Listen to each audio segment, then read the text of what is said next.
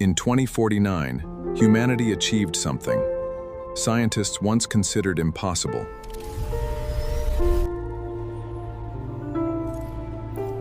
They copied a human brain. But when the scientist opened his eyes, he wasn't inside a body anymore. He was inside a computer.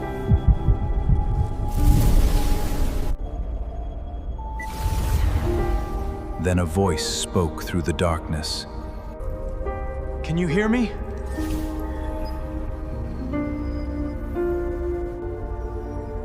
He looked down and discovered something impossible. Here, his thoughts could instantly change the world around him. He could remember his childhood with incredible clarity. Faces, voices, places, everything seemed to be there. At first, Elias believed the experiment had worked perfectly. Then he noticed something that shouldn't have been possible. One of his memories kept changing.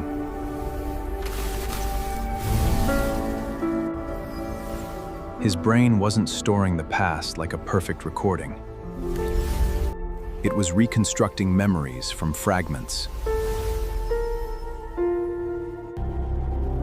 And where information was missing,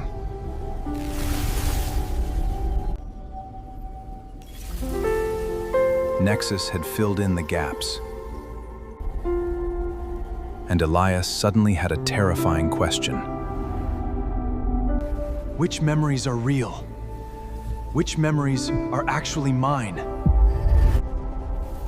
For several seconds, Nexus said nothing.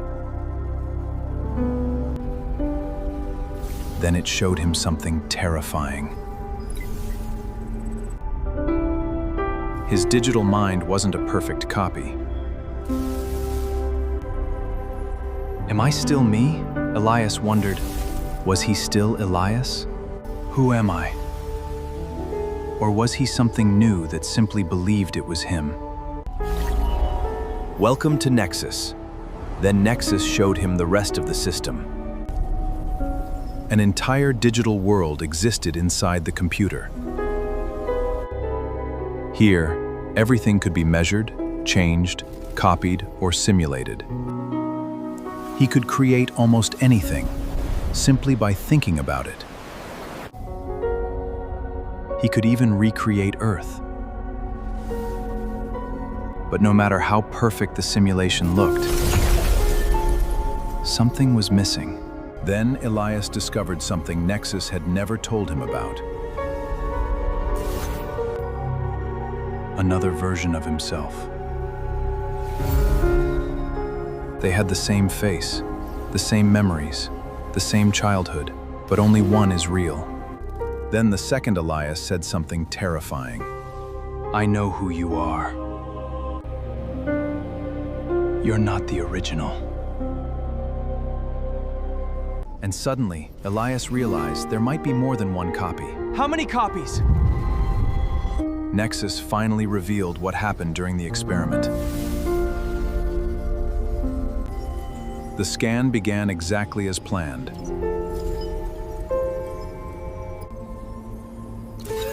But something went wrong. Elias's biological brain activity suddenly stopped. His body was gone. But somehow, his digital consciousness remained. The scientists had created something extraordinary. But they couldn't answer the most important question. Did they transfer Elias's consciousness or simply create a perfect copy? To Elias, the answer seemed obvious. He remembered his childhood. He remembered his family. He remembered being afraid. I am Elias. But having someone's memories doesn't necessarily prove you are that person.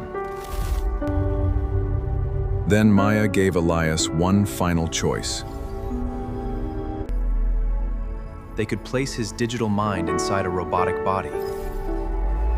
He could walk again, touch things again, return to the physical world.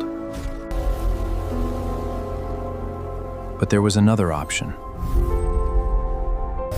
He could remain digital and explore a universe created entirely, no aging, no physical limitations, almost no boundaries. But Elias had to choose.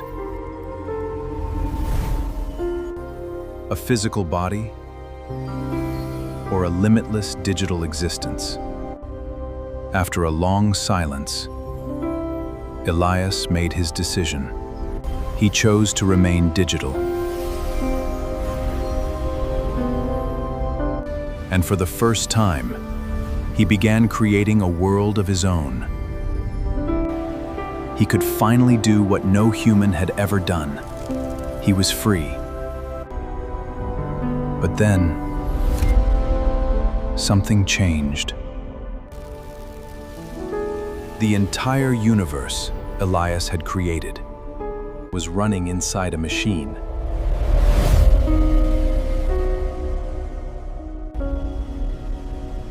Everything he could see was contained right here.